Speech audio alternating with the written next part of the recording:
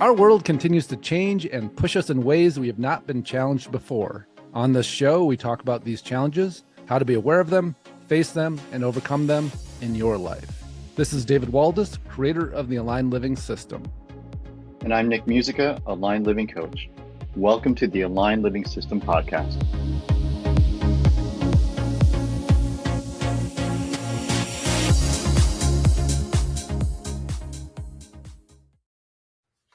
Welcome to another episode of the Aligned Living System podcast. This is David Waldas here with Nick Musica. Our topic today is the part of us that can't take care of itself and our responsibility to it. May think of it as inner child work, but this is actually really different take on inner child work. And, as I've been sharing the last 6 months, maybe 7, 8 months now, I've been getting all these new downloads. And this past 2 weeks, there's been this new download forming, and it's been showing up in my field in various ways that were really pushing me to work through that idea of, what is this part of me that can't take care of itself that I'm responsible for? And it culminated the last couple days now with some new downloads around it and an understanding of what that looks like, what tangibly, action-wise, what is our responsibility and what does it feel like to become aware of that responsibility? And so welcome, Nick. Good morning, David. We just spent the last, about 40 minutes, probably more like half hour talking about this new download that's coming in and framing up in our own lives. Yeah. Really exciting stuff because I think that, as I've been talking about each of these new tools that have been showing up, there's some real core pieces to aligned living that are coming into another level of effectiveness, another level of how we show up in the world, and another level of us claiming our power and having impact, which this time on the planet, I've talked a lot about the idea of, that Bible verse that says the meek shall inherit the earth. And to me, that's now. And again, I'm not this biblical scholar. It's not something that I know even that much about. But that, I remember a good friend of the family had a pin on her bag that she would wear, and it said, "The meek shall inherit the earth." And I was like, it always confused me. I'm like, I didn't quite understand what that meant. And then I've started hearing that now, as we're in this phase of this transition into this new way of being. And, it doesn't look like the meeks inherited the earth. It looks like the power hungry have inherited the earth, but that's all just happening at the same time as the power actually lands with us in consciousness and how we're showing up and the impact we're having and the transformation that we're bringing in and the stabilizing of us in this new energy that changes everything around us. And so this new tool, it's conceptual, it's experiential, and it is this way for us to link in and connect very deeply with the part inside of ourselves that as people we abandon. And so there's a part of us inside of us that can't leave here. It can't go off into some other thought. It can't go off into anger. It can't go into frustration or judgment or victimhood. It stays inside of us. And it is the core of us. And it's like this little child. It's like this, this inner child. And in that space, it gets to stay there. And every time we leave and have an experience or get upset, we abandon it and go somewhere else with. And so that's the basic concept. I don't want to get into it too much because it's really hard to experience without the tangible experiential part of it. But once we connect with that part of us, we start to feel a whole different responsibility for how we show up in the world and whether we abandon ourselves or don't abandon ourselves and what that even means. Because we don't think we're abandoning ourselves. We just think we're processing, or we just think that we're having whatever experience. And the truth is there's a part of us that can't take care of itself that we're leaving unattended. And we go off in the world and do our thing. Yeah. And it creates such a disconnect inside of us. Yeah, I think it'd be helpful to help land the concept of just like naming that piece that's inside of ourselves. Yeah, we can call it our inner child.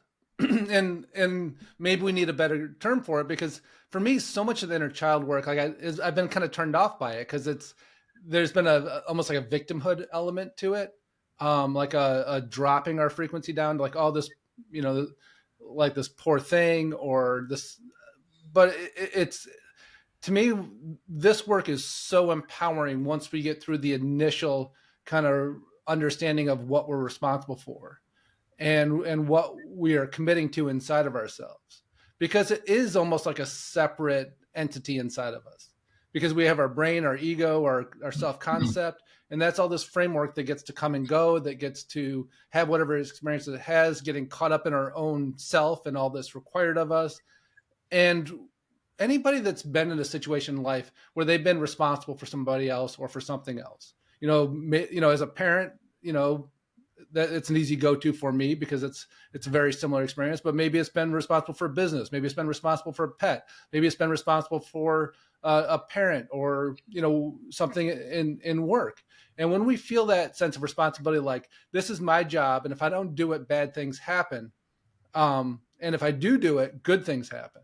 Yeah. And when we connect with that part of ourselves and go, oh, this is my job now, like, this isn't a thing I can choose to do or not to do, because there's a very clear outcome. Whenever I abandon myself, like, I don't choose myself, and the world kind of runs itself through me. Yeah. And then I have these experiences. And when I do choose myself, like, I'm taking care of this part of me that I've fully committed to. And again, we're talking about it all in theory, which, I was a little like, how do we want to do this as a podcast as we're playing with this? Because without the experiential piece, which, it kind of needs the rest of the aligned living system around it to have it really work, and to have us really be ready to have the tools to take care of that part of us. Because if we feel this deep responsibility for this part of us that we've connected with, but we don't have the tools to care for it, it's kind of a helpless feeling. And so the rest of the aligned living system is the tools for that. And having that realization of like, oh, that's what we're really building. It's not just a sense of like, how do I protect myself? And protection is not the right word. How do I hold the space for me where I'm really clear about who I am and who I'm not, and I walk through the world that way? Really what this is the container that we're building to take care of the part of us that can't take care of itself, the part of us that we're responsible for. Does that help frame it up a little bit? I think so. Yeah, I think so. And we were talking a bunch and catching up before we hit the record button. Mm-hmm, and I think a couple of things stood out that I'd love to see how they land here. mm-hmm. And I mean, the first piece was that experience part of it. There's a few ways you can think about it, right? There's the phrase of, in theory and practice, they're both the same thing. In theory and practice, both the same thing, right? Until you actually experience something, then you go, oh, there's a very different thing between theory and practice. And so we're talking sort of theoretical here, but and in my book, that's one of the quotes I put at the beginning. One of my chapters was, in theory, there's no difference between theory and practice, but in practice there is. Yeah. And so we were talking before, and you were running me through the exercise. And you were running me through, some scenarios around being emotional and what that does in terms of how you operate and separating out of your own, what we would, I think, classically call your your alignment. Mm-hmm. But the addition here is, and you left, for lack of a better word, you left this little being that you're responsible for all alone. You didn't just abandon yourself, you abandoned this part of you that can't take care of itself. Yeah, because you allowed yourself to have an emotional moment, or because you chose to escape, or because you chose, I mean, whatever. People do drugs and they drink, mm-hmm. and they have these bad behaviors, and those are all examples of how that abandonment of self can happen. And then you ran me through the scenario of like, well, what does it look like when you don't do that? And there's a real palpable feeling of responsibility of, I'm not sure what the word is, not being moved. It's not theory, it's practice. Like, you have the literal experience of that part of you, engaging with it and going, oh, we have a relationship now. Yeah, and but through that relationship, I'm responsible for you now. Yeah, you can't be moved from that space. It's a little bit like you see these wildlife videos, and you see like a big bear coming after a mountain lion. Like, the bear is going to win, right? And 9 out of 10 times the bear is going to win because it's just bigger. And then the 10th video is that same big bear, that same mountain lion, but there's cubs at play. right? And that mountain lion ain't going anywhere, right? The The mama scenario bear, right? changed. There's a reason they call it the mama bear, right?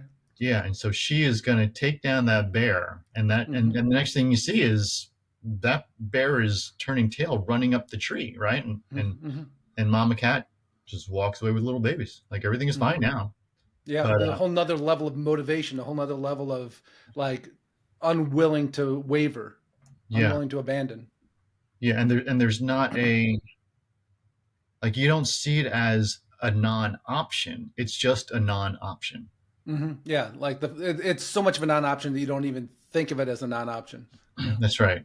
Yeah, and that's the big difference. Is, I mean, it really does, that exercise we did earlier really changed, I want to say perception, but it is so core that it's almost not perceptible, right? There's no, Yeah, yeah. here's my problem with all the energy work for myself. This is where I really get in the way, is I'm a really good rationalizer. I'm a really good labeler and just and writer of descriptions for things, and that gets in the way of the visceral and experience of it all. And this bypassed all that for me. I Yeah, mean, yeah. there just wasn't anything to think about. I mean, it's very hmm core. It's very instinctual. Yeah, yeah. It's like becoming a parent to yourself. Yeah, yeah. And so that's, I think for me, that instinctual part of it um, just radically changes everything, where you don't even have to think about it. It's literally just different.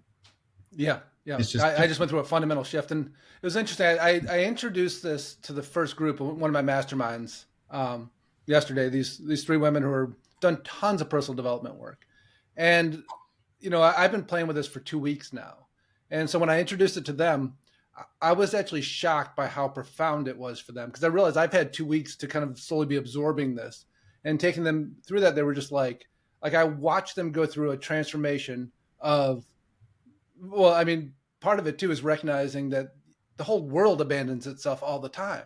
Like, it's what we're trained to do, and so we have to be easy on ourselves when we open up this relationship. And again, we need to have the tools to take care of it, which is what the line living system is.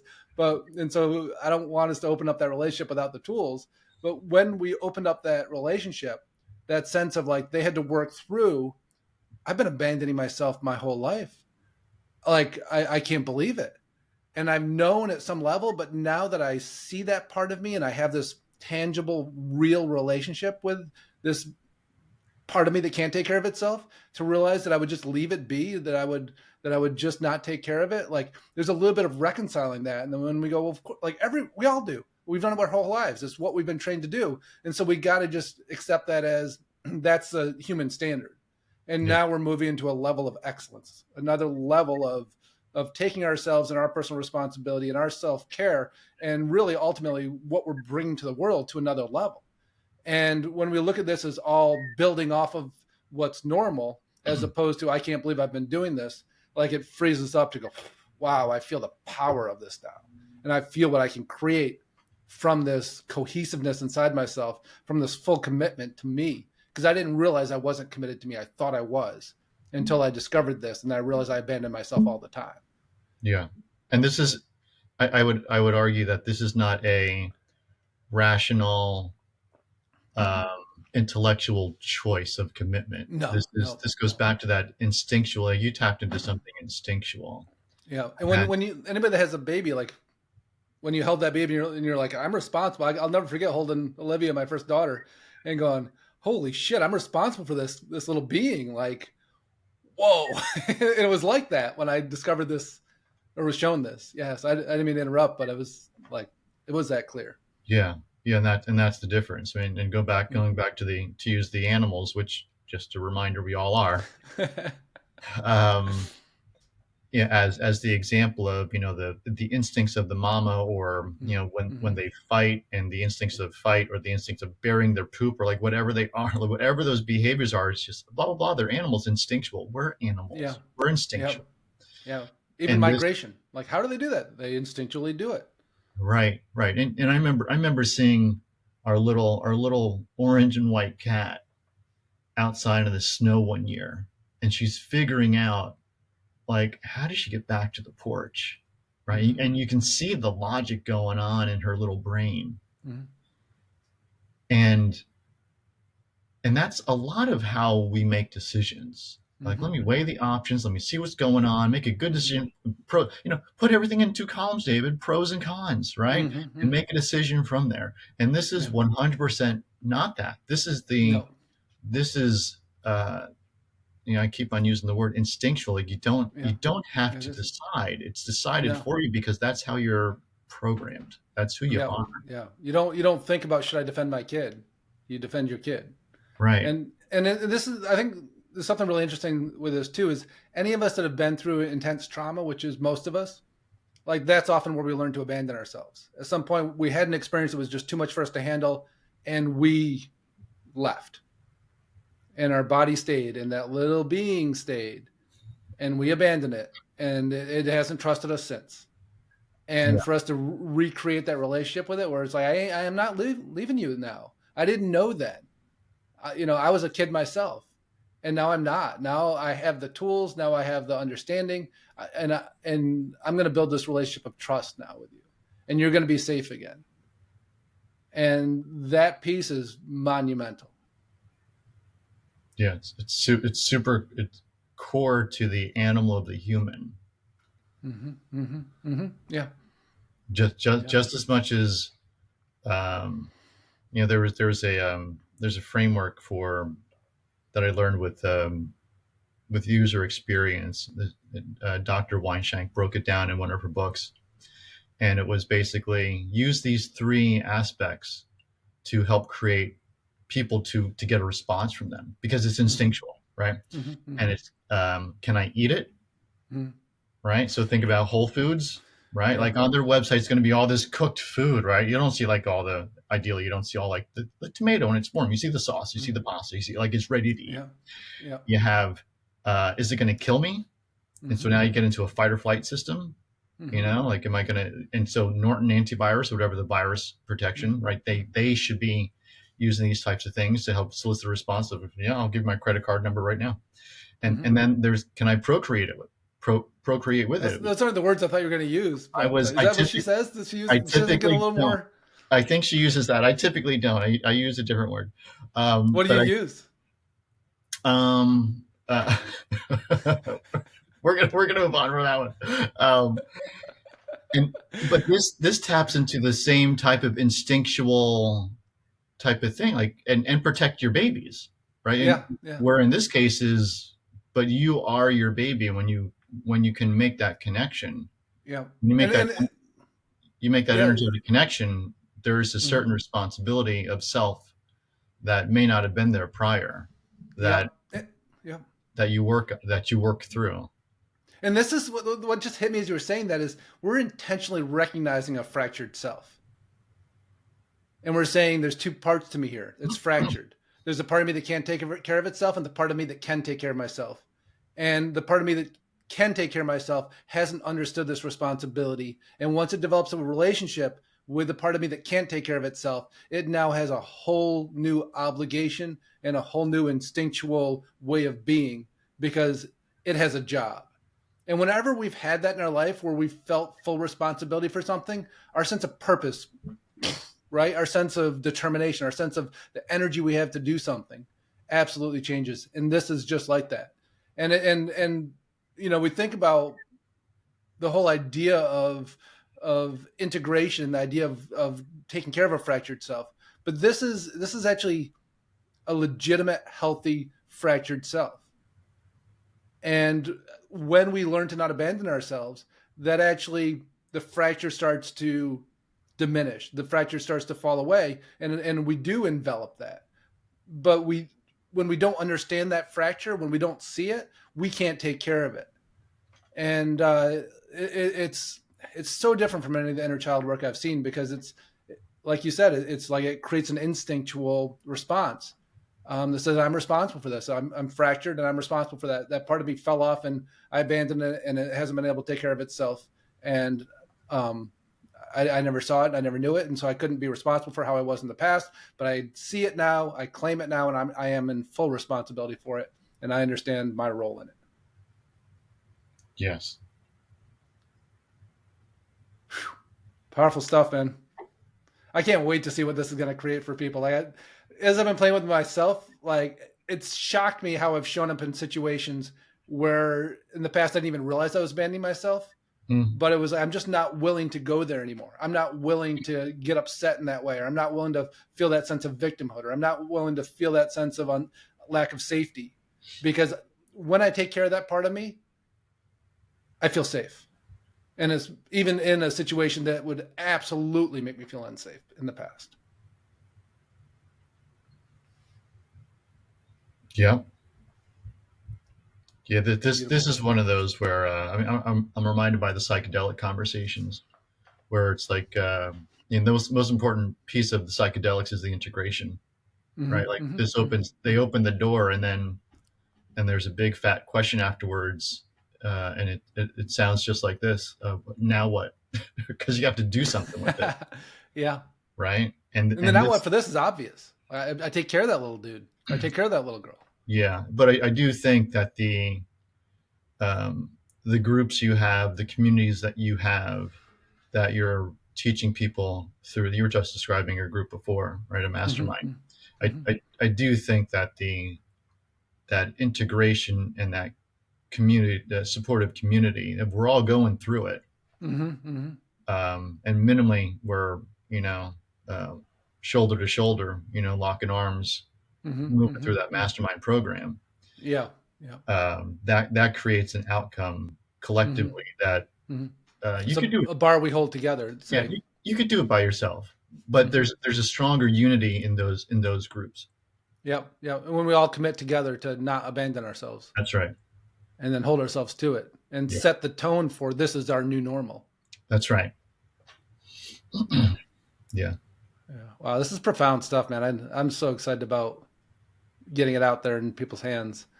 And, and I mean, it's so funny to me because I'm like having it alive in me now. I feel way more ready to get it in people's hands, and I think that when we do this work, we're like, oh God, I feel so strong. I feel so powerful. And then we reach another level and go, oh, now I feel so strong. Now I feel so powerful. Then we reach another level and go, oh, now I do. And so like this was like a 20% jump is what it felt like to me. Because it was taking care of the missing part, taking care of the Achilles heel, taking care of the part where we leave ourselves unattended. Yeah, that for me, I mean, I'm all but 20 minutes into the conversation, give or take, right? of this concept, and it felt like so keep in mind it's all been 20 minutes, but it feels like a very easy shift because it taps into that instinct of that animal instinct. And there's no arguing with that. There's no deliberating with that. There's no well not 100%, 99. Let's chisel off some pieces to a percentage that feels right. It's just it's a pass fail, and fail doesn't exist. Yep, absolutely. So powerful, man. Super cool. Awesome. Well, I hope we inspired you to learn more. We're running the 10-week group programs a lot more often now because we're getting a lot more folks. And so getting ready to start another one. I mean, we'll have to see when we air this one. Today is February 1st. Holy cow. But I know we're a few weeks out with the podcast, so we'll see when we air this. But whenever it is, I think, it seems like the programs are probably about 2 to 3 weeks apart for starting the new one. So it's so profound what's happening, and so excited. So get on the website at davidwaldas.com and you'll be able to sign up there. So thanks so much for listening, and excited to just keep sharing this stuff with y'all. Have a great week. We hope you enjoyed listening to today's podcast. And if you did, please subscribe so you can catch the next episode. If you want to learn more about the Aligned Living System and how it could support you in your life, check out davidwaldas.com.